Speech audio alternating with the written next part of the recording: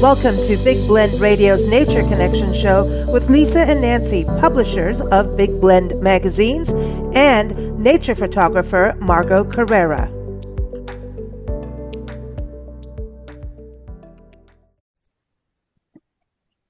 Welcome, everybody. Today, Margot and I are excited to have author and lawyer Christopher Brown on the show. So we better behave ourselves, Margot. We've got a lawyer on the show.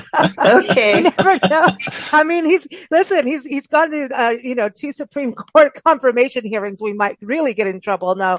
But really excited to have you on the show, Christopher. I know you're known for your novels, but today you're joining us with your brand new book that is out now, everyone. It's called A Natural History of Empty Lots, Field Notes from Urban Edgelands, Back Alleys, and Other Wild Places. You know we like to go in the back alleys, everybody. It's out through Timber Press, and you can go to ChristopherBrown.com and, of course, get it anywhere where books are sold. And if it's not in your local bookstore, it's time to ask them. So welcome, Christopher. How are you? I'm doing great, Lisa. Thanks so much for having me. So are you in your Airstream on your plot of land, your rewilded plot of land? I am. I'm sitting here in my 1978 Airstream, which was the first thing we set up to move into this, at the time, dirty, rundown, trash-filled landfill in the edges of East Austin, where we ended up making our wacky little green home and experiment in rewilding domestic life. Wow. Does it rewild a human being? That is the question I have, because I think your book to me is a lesson of observance, a lesson of coexistence. And I think that gets us to be closer to nature and become more truer humans, if that makes sense. More connected. Yeah. It's so true. I didn't know that was what I was doing when I set out to start this project. But it was the most meaningful result for me and for my family. It was finding out how, when you, make the effort, which sometimes feels like work, sometimes feels like no work at all, to make room for other life, plant life, animal life, insect life, you name it, in the fabric of your everyday life, really close to home, or even to just go out and seek it out in part of the day. Maybe you can't do it throughout the day, but even just a little bit as part of the day. It really changes how you see your own life. It really helps you kind of get out of your head and put things into a broader perspective. And you kind of learn that, you see that the way that when you see, the kind of damaged things in the landscape around you, when you see some of the negative impacts our, sort of dominion over the planet sometimes has over the life around us, you kind of sometimes feel like, you realize that some of the things you might feel in your own life are a bit of a mirror of that. And that by doing the work of starting to sort of rewild or tend to the world around you, to sort of be the good steward our sacred books tell us to be of the earth that we're lucky to walk on, instead of the kind of creatures of insatiable appetite we tend to be, it really gives life a much richer meaning, even if you just keep otherwise living a normal life. Yeah, exactly. And just to watch, what's happening. Margot, I know you love your butterflies. I mean, isn't that kind of like a moment of Zen? I mean, we're all supposed to meditate, right? And then we have all that stuff in the back of our heads going, yang, yang, yang, yang, yang. I sound like a cat now. It's Happy Cat Month, everybody. I sound like a cat going after a bird, but there's all that happens. But I don't know, when you just watch birds and butterflies, Margot, don't you kind of go into that moment? It's the best way to meditate. It brings great joy, actually. And just to see him flying around. And my husband, the other day, we were out in the garden and we were trimming back some of the plants I planted for the butterflies, because they tend to grow pretty wild. and he was complaining, and I was just saying, "Oh no, those are for the butterflies. We got to keep those." But he sat in the garden with me one day. I even taped it and put it on Facebook. And he was just watching the butterflies flying around, and he was just a happy camper. So we have to remember, there, like your book says, that we have to remember to we're both here on the planet together and to take care of each other. So yeah, I mean, seeing butterflies fluttering around is, it's the closest thing you can get to experiencing fairies in real life. I think it's just a sort of trance-inducing thing, and birds. I mean, just yesterday I was sitting in our kitchen trying to get work done on a Sunday afternoon, and a silly thing to do in and of itself, and then got distracted by motion through the window, and I look up and there's a just kind of basic hummingbird coming around, and sort of watching the hummingbird sort of work around and look for the few blooms that we had still going here, and the beginning of autumn, end of summer. And yeah, it's a beautiful thing to know that your own roof can provide hummingbird habitat, and that it's like an invitation to all these creatures to come visit. Maybe they don't move in, but they come around to visit, and it really does kind of pull you out of whatever distractions the workaday city may have in store for you. Well, tell us about your roof, because they haven't read your book yet. We're getting them there. Yeah, well, so this place where we made our home, it's in a really unusual kind of zone to build a house, but a very common kind of place that you have in any city. It's a place where, going back into the middle of the 20th century, they zoned as the location for a lot of the industrial land uses that all cities need and want. And so it's on a kind of a thoroughfare on the way out of town. And there's just rows of sometimes heavy, sometimes light factories. A lot of them are lurching into obsolescence now. And behind them, hidden behind the chain link fences that secure the factories, is a bunch of urban woods that happens to be woods up along a river. And so I came over here sort of looking for a way to get down to the river, and I found this crazy property for sale. It was a little urban acre that was bisected by an abandoned petroleum pipeline going back to when it was really industrial over here, and they had, big above ground tank farms and whatnot. And so we built this. I got the crazy idea to buy the land. It was available for quite a reasonable price given the condition of it, and that it was the depths of the financial crisis. Negotiated with the oil company to take their pipeline out, and in the ditch that was left after we took the pipeline out, we built a little house that's not really any bigger than the 2-bedroom apartment I had been living in at the time. And the house is half buried in that, where that ditch was, where the pipeline ran. Wow.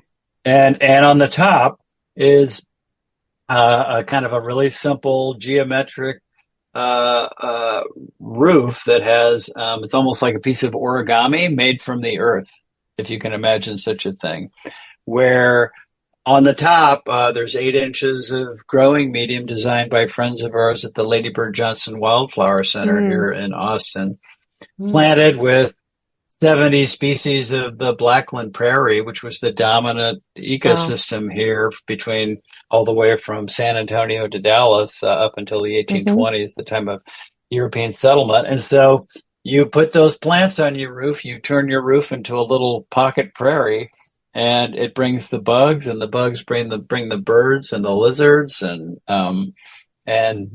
soon you're watching butterflies fly by your window all day, and even the cardinals and other birds that build their nests in the vines that hang down from the roof over the windows. And it's a beautiful way to live. And you get to see the seasons change with what the animals do and the insects and the plants do.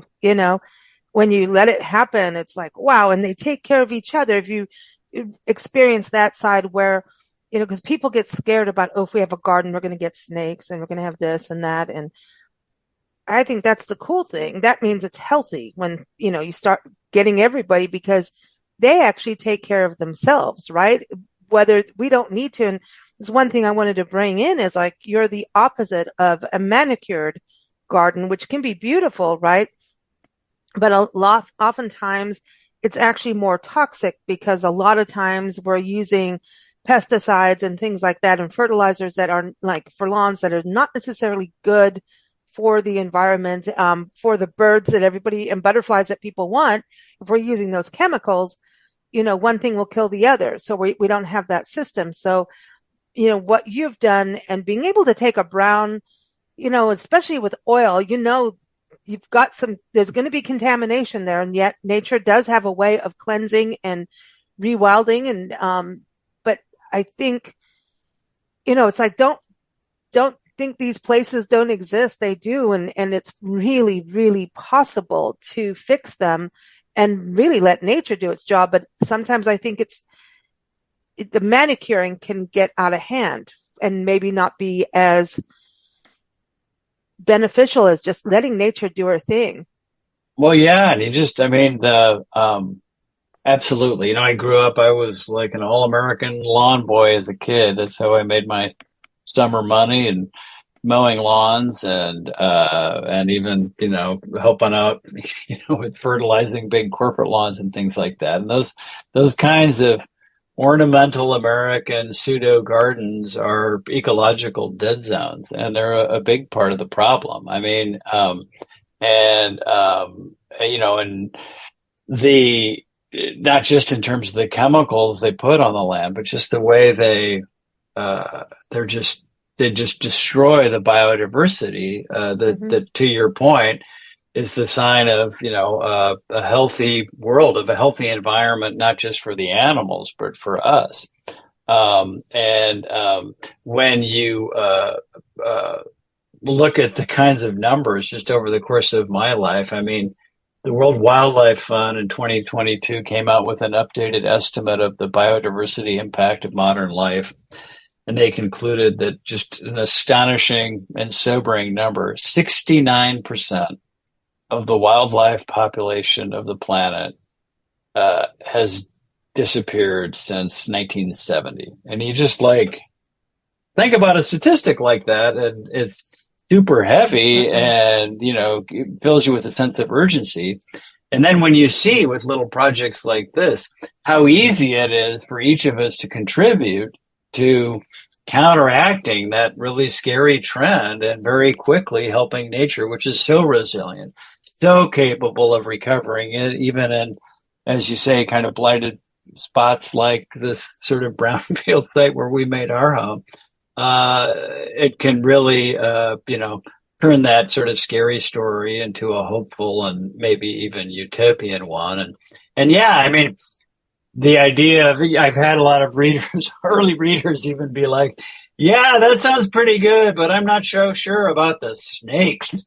Yeah, that's the first thing people, snakes freak everybody out. And I'm like, but they're really good. And, rattlesnakes, it's like, whenever I remember putting up a video of a tarantula, and it was in Fort Bowie National Monument or National Historical Park out in southern Arizona. And it was cool because it was tarantula season, and he's outside Apache Spring. And this is where all this incredible, crazy history went down. Anyway, I'll go off on a tangent if I even go into the history of this land, but this is where Geronimo was captured. It's in the Cochise stronghold.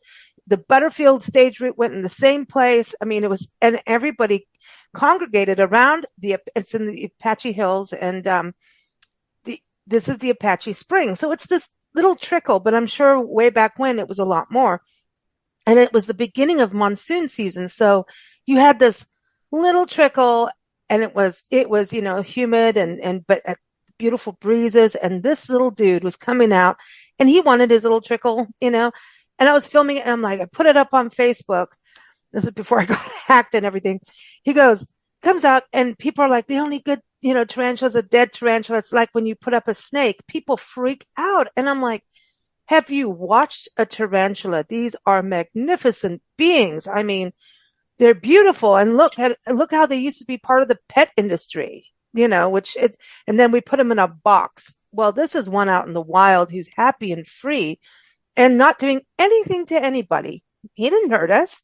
We were in his way. So it was like, stand back. But the fear of, and I hope that when people garden and maybe don't use pesticides, that they start to observe like you do. And being a lawyer, I know you can observe really well because you have to read all that fine print. None of us want to read, but to experience it takes away the fear, I think. Oh, yeah. Totally. Yeah. I mean, I've been out in West Texas when the tarantulas are migrating, and isn't it cool? Oh, it's the coolest. They're just beautiful creatures. It reminds me a lot. We have wolf spiders in our house, which are not venomous to humans, but they look a lot like tarantulas. And the coolest thing is, like, every winter, without fail, I have some early morning where I open the door to the lavatory, and there is a mama wolf spider on the floor in the dark. And on her back, she has her 100 tiny babies. Wow. There's nothing. The only thing to freak people who are wary of spiders out more than talking about big spiders is to talking about baby spiders. And, and of course, the first time that happens, you spook the spider spooks you, and the babies scatter everywhere. They're just like baby spiders wherever you go. But I remember the first time we came back from a movie on a Saturday night as a family, and, outside the bedroom door, we found a coral snake. Oh, wow. Out hunting, and the coral snake is considered the most venomous snake in North America. It's so beautiful. The, red, black, and yellow stripes looks like some old, cool 70s pickup or something. Just beautiful colors. And the colors are real, flat. They're just beautiful animals. And they grow in and around here bigger than they're supposed to. But you can just tell, they just want to be left alone. They don't want to mess with us. The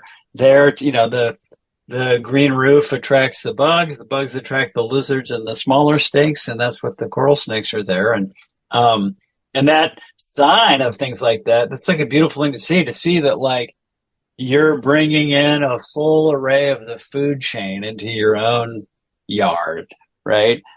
You're bringing in, providing space for all this native biodiversity to kind of do its thing. And, you sometimes need to work on exactly where there have to be some boundaries in the home, right? But, that aren't, totally feral, but, it's pretty easy to draw those and just the joy of of those little experiences. They really stick with you, and you can really feel in some tangible way the sort of bounteous life energy that you're creating around you in your everyday life. It is about this, you can have boundaries without killing. And I think I can't explain it, but there is a communication you can have with all these forms of life, right? And I mean, we've lived that way, and we lived in Africa and had, in two different countries, in Kenya and South Africa. And the one property we had was Snake Haven. We had a puff adder, family living on our front porch. That's not funny to have. And then we realized, well, we really gave them the habitat to do that. So we had to kind of change it. We didn't kill them. Right. We had, night adders. We had a green mamba that lived in our shed. And so that you just knew, and then you kind of let them know you're coming, and they go, okay, they, make a noise, and then they leave. It's like, okay, it's our turn. They didn't come out. We never got bitten, not once. And I picked up the night adder by accident, thinking it was a rock, and I did fling it because I got whoa, but we had monkeys eat our chickens. That wasn't cool. They bit their heads off like little chicks. That was not cool. But we had everything in our garden, and it was this crazy wild place. And at one point we had a bougainvillea that took over our roof. You want to talk about a roof. I mean, crazy, and got to the point of we actually had to move the bougainvillea off because it was too heavy, and we could hear rats and everything going on. And it was becoming a problem with the roof. So my mom, Nancy, gets out there and she cuts the bougainvillea back from the base, right? Not killing it, just we're going to play trimming, right? And nothing moved. So she had to get on the roof, and she gets a rake and she pushes the bougainvillea off. She just pushes it all down, and you wouldn't believe what was living on our roof. We had snakes and more snakes and more snakes and rats and birds, and they were living together on one small roof, but they moved off, and then the bougainvillea started growing, and we just had to maintain this roof because it wasn't built for that. we didn't Right. build it. It was different. It's different. If you know what you're doing and you plan for it, that's one thing, but that roof was getting so heavy. But, yeah, we were finding snakes at every corner, but we kind of I don't know, we just lived hello. Yeah, and it's you got to find balance, right? And finding balance, all efforts to find balance in life take a little work, a little trial and error. You get overbalanced one way, overbalanced the other way, but eventually you find equilibrium, and when you do, it's pretty groovy. And the animals know it. They know, Totally. Okay, wait, I've gone a little too far here. She never killed them. She didn't put out anything to kill snakes. I mean, why would we, And, we just learned you really can't raise chickens that way, the way we were doing it. But we had horses and everything. We had our own garden, and the garden was prolific, and we didn't have to do anything to it and I think it was because we had this amazing fertilizer, national pollinator garden going on with flowers. And I mean, we lived off the garden. It was great. It was a great upbringing. And it's been like that all through Africa. We lived that way. And I think you can do that definitely here like you have. But the brown, can we talk about the oil thing? Because that is something we see a lot of places, even hiking. They're like, oh, you're standing on a pipeline. And I get this, natural gas ones kind of freak me out. I feel we're going to explode. I'm like, dude, what happens if, I'm like, let's go. We need to find another part of the path, because that to me is the freaky thing is about pipelines. What should people know about that if they are looking at property, or even, I've seen a lot of parks that have turned train depots into actual thriving, native gardens for hummingbirds. I've seen dumps, landfills turn into solar gardens with native plant gardens for native, and it worked. But I always wonder about that toxicity of fuel that's under there. Yeah, I mean, in our case, the pipeline had been out of use for 15 years and filled with silicon where it used to be filled with petroleum, and so they do. We did the testing to confirm that the land appeared, essentially clean or not sort of significantly toxic. And I had to work with the oil company to kind of come out and tear it out. We were living in the trailer and in a little rent house next door. And I remember waking up one day and we look out the window and there's people in blue hazmat suits, digging up our yard. It's a pretty surreal and bracing thing to see. But, with, this wide variety of sites that are in the continuum of what we call brownfields or brown lands, or just polluted sites or industrial sites, I mean, I think, there's a pretty established methodology for how you go about, figuring out whether it's safe for human habitation. And yeah, to your point, it's everything from places that might have easements for active, transmission of petrochemicals and the things like that to old dump sites. I'm on the board of directors of a nonprofit here in Austin where we maintain an old municipal landfill that's 10 acres as a wildlife refuge and restoration site in the middle of the city. Cool. And there it's a beautiful site, but nobody could live there because there's so much methane trapped under the landfill cap. In other words, the dirt that they have piled on top of the trash, that the city won't even let us do a controlled burn for prairie restoration because they're afraid we'll blow up the entire neighborhood. Other places, though, your kind of more typical brownfield, like the old industrial site, I think they provide great opportunities for reuse and rehabilitation. A lot of times when those old economic uses become obsolete, the land is a good price, and nature has already started doing the reclamation work. And those kinds of like, pipeline rights of way and things like that that you talk about, they can be great places to sort of explore. If you're looking to find where wild nature is likely hanging out in the city, follow some right of way off into the woods and see where it takes you. We have those. They just like there's a lattice of that kind of right of way all over the landscape of Texas.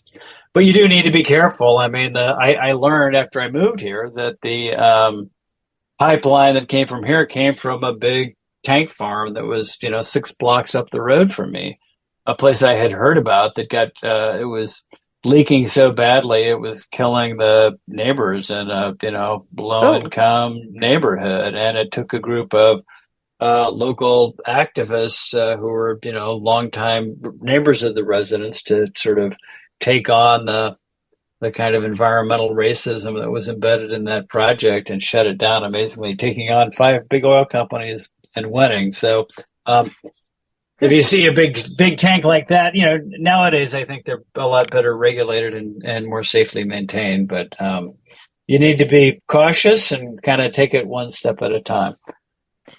That's where the nonprofit action comes together, because then you can get people that can do the assessments and keep it safe. But the environmental racism is something we've covered a lot of.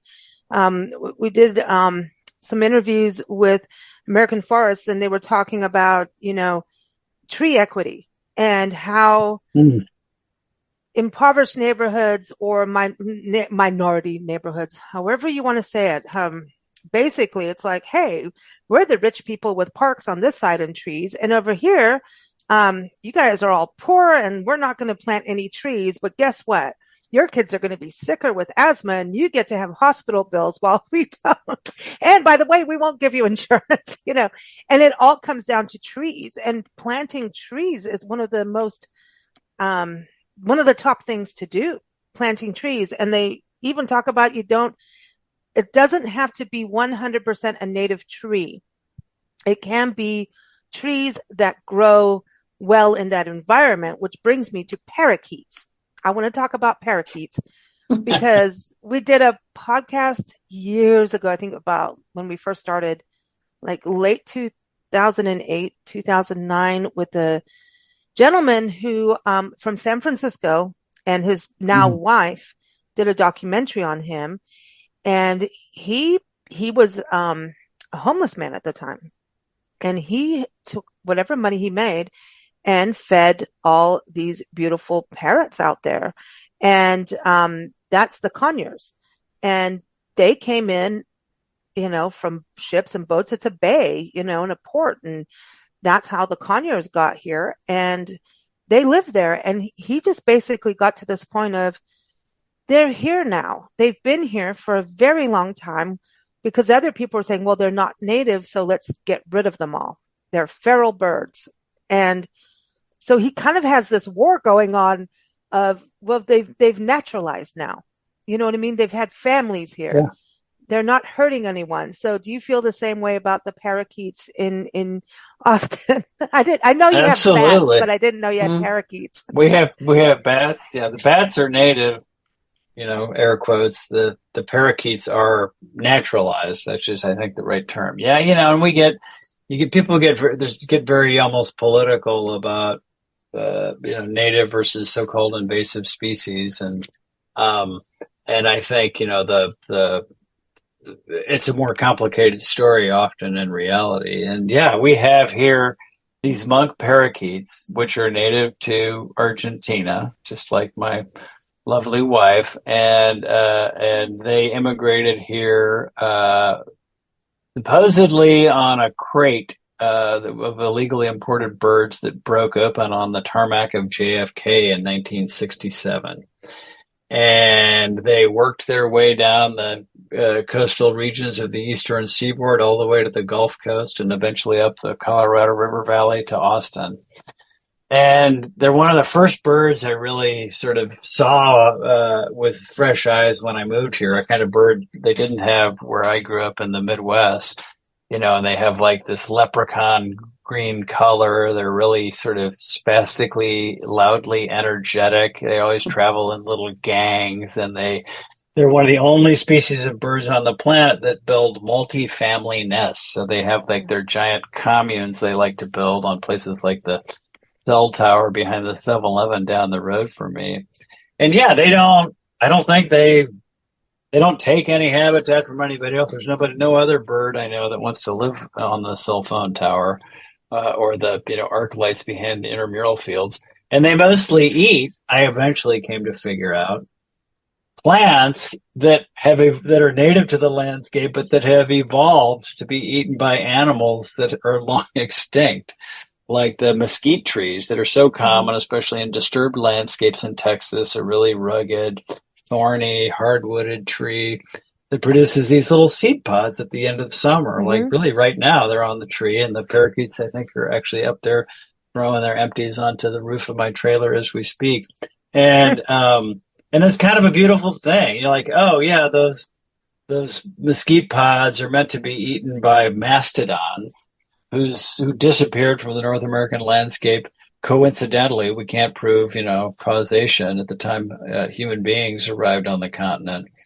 And now somebody else is around finally to eat them. And it's, I don't know, as a sort of, a story of the weird new nature that's aborting and the opportunity for it to be, beautiful in unexpected ways. I think it's a kind of a groovy story and a groovy thing to witness. Yeah, I think we've got to be more, it's not black and white. We're not in a place in environmentalism where everything is black and white. And it's certainly, I mean, we've seen that. Look how it's worked for politics, right? It's not working. You go on your side, you go on your side. That's not how nature works. It's funny when you talk about the mesquite, and I know people who do bake with mesquite flour, but you have to know how to do those pods open, man. Like you're saying, they're hard. And Palo Verdes are like that, and cottonwoods too. Mm-hmm. The lower Colorado River in Yuma, Arizona. Margot, I'm sorry, I'm going to talk about Yuma again in this project, but it was so cool. 49 entities got together, the city of Yuma. Then you have the two tribes, Kokopah and the Cochons got together, all these different divisions, and worked together to restore the lower Colorado River before it flows into Mexico. I think this is an amazing story. They took a landfill, they put the solar garden on, they did a hummingbird garden, a butterfly garden, all with native species. And then they cleaned up the river, and there was a lot of agricultural waste because Yuma is like the winter lettuce capital of the world. And they grow tons of different things in Yuma, Arizona. And so they rehabilitated, they pull out all the invasives, tamarisk and things like that. And the guy who was leading this, and we were covering this back in, I think 2006 or 2005. Ooh, no, late 90s, actually. Now that I think of it, we started watching this because I remember the guy who spearheaded it, Roger Beadle, is passed now. And he took us out to the river and said, here's our hummingbird plant. Like, I think it was a powder puff or something like that. And I'm like, this is your plant. Yes. And it was just like dirt because they'd been clearing. Nancy and I looked at him and we're like, we're on board. What can we do with your one plant at this point? And they did it.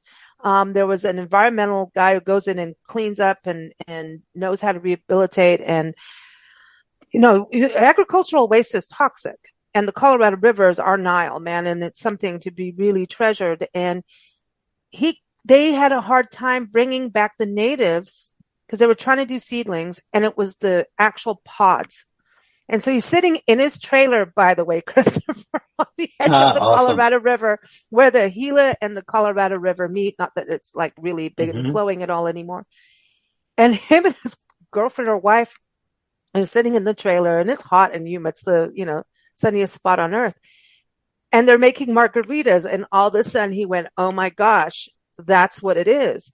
So he puts the seed pods in the blender, and that's how they reforested the lower Colorado River with their native plants, with the Palo Verdes and the cottonwoods, was by cracking open the pods through a blender, making margaritas. How about that? and turning it into ecological Inspiration. Margaritaville. I love it. That is an It awesome is story. beautiful now. It is beautiful, and certain bird species have come back. And we took a canoe trip down the river and went through where the helix is, and some of that was still not redone, right, and rehabilitated. But I always talk about this because it was just like mind blowing. Soon as you crossed over where they did the rehabilitation, birds and the beavers came back on their own. The beavers came back, and now they have that to deal with, but which is fun to see though. But I mean, everything. There were like egrets and herons and, coots, and everybody was there. As soon as you started floating down the clean part, everybody was there. It was like a wall. That was like a black and white line between like the birds, and everybody knew this was clean, over there's dirty. We're here now. It was incredible to see. So I think, that's amazing. It is. It's like what you're doing with your land. And if we all looked at it that way and cities looked at it that way, I mean, I want to ask Margot about San Diego, because you're a growing city too. But you do have a lot of environmental, folks behind you there, right? To make sure and clean things up. And you also have natural oil. So oil is still natural. It's a natural part of the planet too. Yeah, as I'm listening to you, I'm thinking we got to get these people from Yuma together with those working on the Tijuana River. The river running between San Diego and Mexico is getting more and more toxic, and it's spreading in the ocean. It's actually coming up further north, the spill off. And people are getting sick just opening their windows in the communities. Mm-hmm. And so what a great lesson. And that's why I love this show. What a great lesson if we could get these people from Yuma to connect with the people trying to clean up the Tijuana River. And it's not just about putting plants, cleaning plants in the area. They just opened up I think a second plant to clean the water, but that's not going to do it. Nature's going to do it, and the wisdom that these folks got perhaps can help this bad situation down here, and that's why we're spreading this information. It's just like a big light bulb as you're talking about it. Like, ooh, maybe this will work in, the Tijuana River, because it's really has to be addressed. It has to be addressed. And there's an estuary there. That's a migratory bird spot. Like that's an estuary there too. Yeah. I mean, so, I've spent a lot of time in Tijuana, and I think it's a brilliant idea. I mean, because you look around the world, you also look at how that Tijuana River flows through the sort of intensely like fortified border zone and trade zone, and many of the best kind of big scale rewilding projects around the planet are on spots like that, where people realize that these borderlands between two countries that have been so heavily fortified, which often have rivers or woodlands or wetlands, they're really well ready to be rewilded like that. They've done that with the so-called European Greenbelt that runs along the kind of line that used to divide the Western Europe behind the so-called Iron Curtain. And now, like in the Korean DMZ, they just had a thing in the New York Times recently about how there are these beekeepers who get special permission to go into to tend the bees that live in the DMZ, which apparently is like one of the most biodiverse spots on the planet because of the way it keeps people out. And the idea of doing that in Tijuana is super, super compelling. Yeah, let's do it. And it creates I think it creates international peace. Like there's an international peace garden between Canada and America. And I believe that if, I used to live in Tucson, and, the border area to me it's so special. I mean, the whole border is special because animals, they don't care about walls. They don't care about what we're doing. They migrate. And, jaguar have started coming over. We've seen ocelot coming over, and they used to. I mean, we used to have them, jaguars, all the way up to the Grand Canyon. Wolves. I mean, camels used to hang out. I mean, camels come from here. Wild horses. I mean, now they want to kill them all and say they're feral, and that's not 100% true, and it's wrong. And they're federally protected by the Velma Johnson Act from 1974 that Richard Nixon signed. So leave my wild horses alone. But anyway, it's these, I think we as humans have to change our mind. I mean, we're going through so much change anyway. We might as well just change it one more time. We've got technology, we've got things to help us, right? And if we looked at technology as a tool to maybe help wildlife and not have things, if you want to get people coming over the border, do it in a different way that is not hurting wildlife. And now that kind of crossing is also hurting wildlife. And so I think the next big brown zone really is the borders. I really believe that. The Mexico-American border is a huge brown zone because of what we're all arguing about as humans, and maybe we need to solve that to get together. I don't know.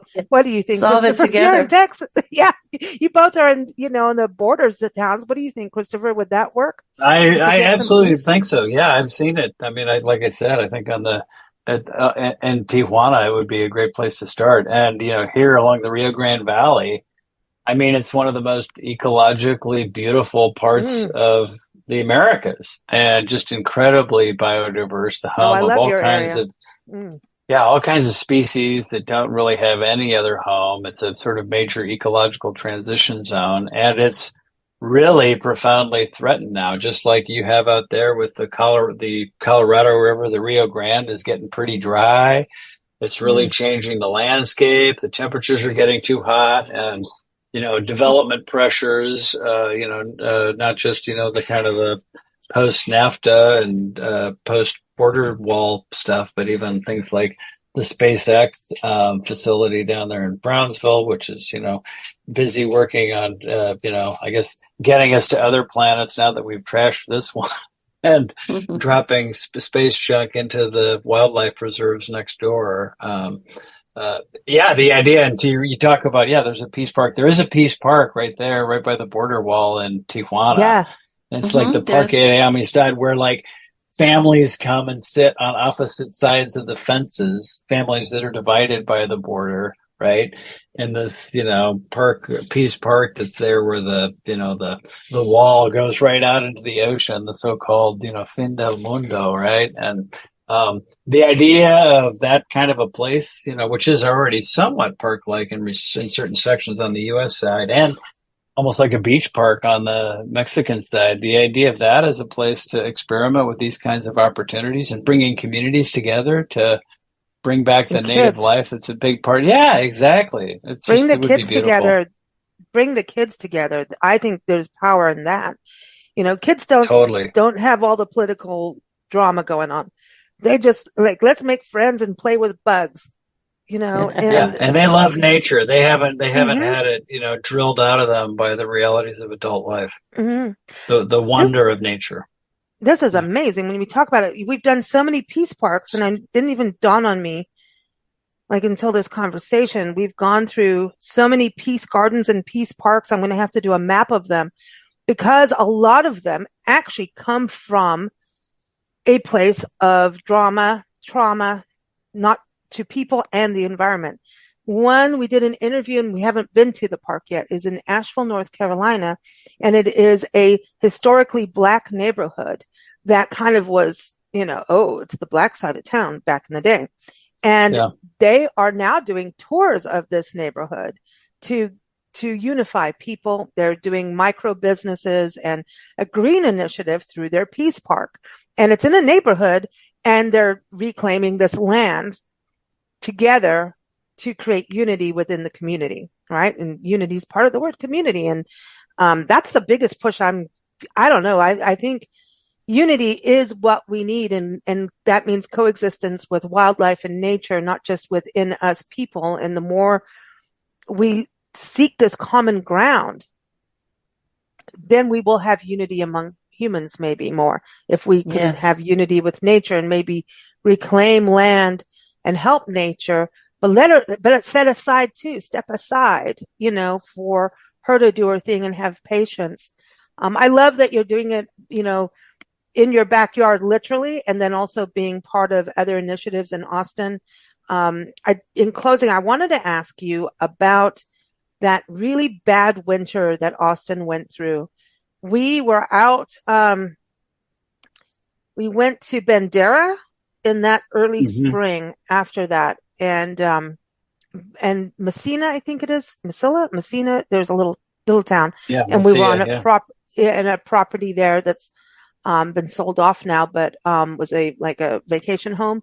And of course you have all these animals that belong in Africa out there, black buck and all kinds of, I'm like, what the heck is going on? I don't know where I am when I wake up. Oudads and all these strange, bovines It's from all Africa, right? hunting things, but I'm going like, you're safe with me. But it was interesting because we went hiking in some of the state parks. You've got some beautiful state parks out there. And everyone's like, oh, well, it's not going to be like this. The bluebells aren't coming, the bluebonnets, and they're not coming, and this and that. But I saw all these different plants, and I'm like, well, I see this coming. And they're like, well, we haven't seen that before. And I'm like, okay, so we had a freeze. Probably not good, but how did your land do during that freeze? Like, since it's this different thing, yeah.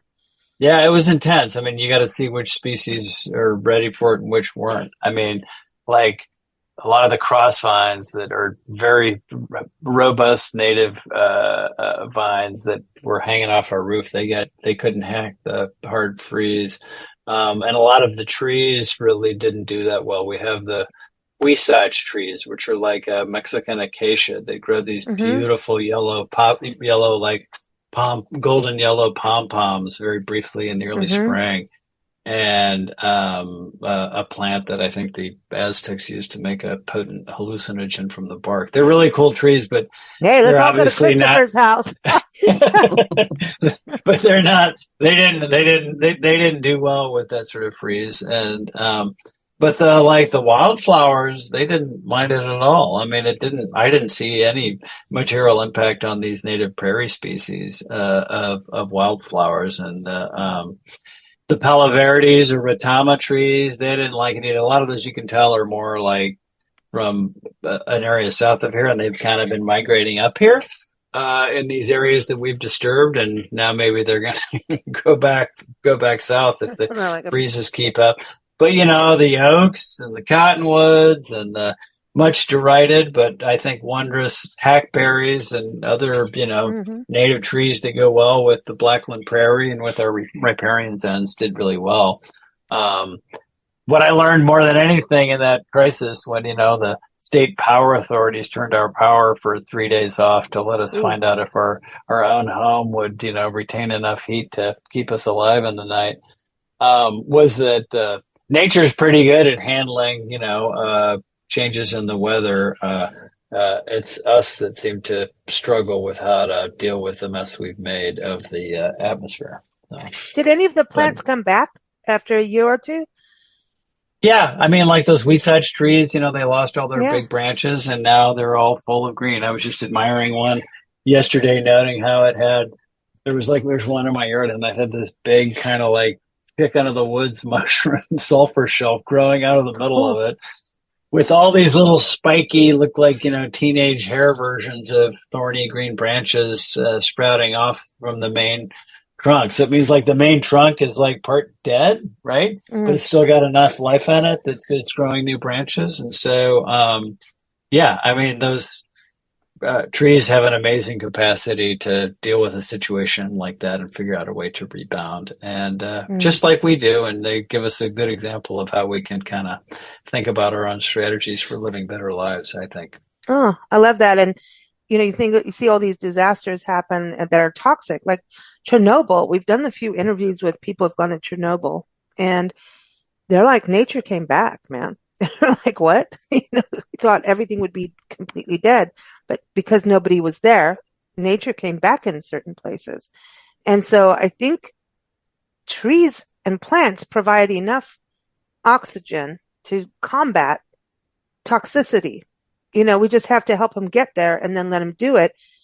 The brown spaces, trees, I think they provide nutrients, and they will change the soil if we let them have the time to do it. Agriculture has demolished our topsoil across the country the way we've been doing it. And it's not the farmers' fault. Do not blame the actual farmers. They're just trying to grow food for us all. It's what the companies were doing, like Monsanto and stuff like that. But if we look at letting nature, that's why, farmers will move crops. Like next year, we're going to move that, or even their, cattle and things. They know you need to let that land rewild itself so that you can have, but we just got a little busy and a little bit greedy in things, I think. And so nature will do it, and it will bring in the nutrients if we let it and give it time. Like, you don't take trees, and people, a tree will fall, but you know what? A dead tree provides so much nutrients to the soil, to plants, to bugs, to bears, to everything, so we've got to understand something may be unsightly for us, but it's doing a whole lot of, it's giving nutrients. So I think we've got to remember that too with all of this conversation. I'm glad your plants came back, but I do think one of the coolest things you said today is that the trees were migrating. Man, it's like the day of the Triffids coming through. That is so cool. That's right, the ants. Well, they kind of do, though. They sort of, you can definitely tell they have means of communicating with each other. And when you do a project like this, you notice how the trees quickly sort of mature into like a grove, like almost like a sacred grove. It's kind of like the place where we come from in a way. And, I hope more of them come our way soon. So it's fun to see. Margot, anything in closing here? No, this has been fabulous, and I was enjoying reading your book. And thank you for being on the show. Yeah, absolutely. Everyone, again, it's Christopher Brown. So go to ChristopherBrown.com. The book is out now. It's called A Natural History of Empty Lots, Field Notes from Urban Edgelands, Back Alleys, and Other Wild Places. Again, through Timber Press. Thank you so much for joining us, Christopher. Thank you so much, Lisa and Margot. Great to talk to you.